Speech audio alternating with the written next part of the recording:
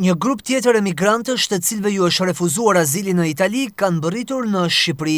Anija e marinës ushtarake italiane e nisi mëngjesin e së martës udhëtimin e saj nga porti i Brindisit, duke zbarkuar në atë të Shëngjinit. Brenda saj, ajo kishte 27 migrant. Pas mbërritjes në vendin tonë, emigrantët u transferuan drejt kampit të Gjadrit, ku janë riadhesuar brenda kësaj strukture, konform rregullave dhe protokolleve të përcaktuara.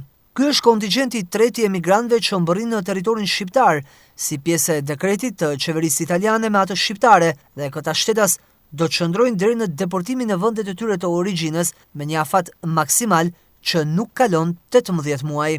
Fillimisht kampi i Gjadrit ishte projektuar si një qendër pritjeje për azilkërkuesit të shpëtuar në det për një periudhë deri në 28 ditë, por me dekretin e ri të qeverisë italiane drejtuar nga Giorgia Meloni, funksioni i kësaj qendre është zgjeruar.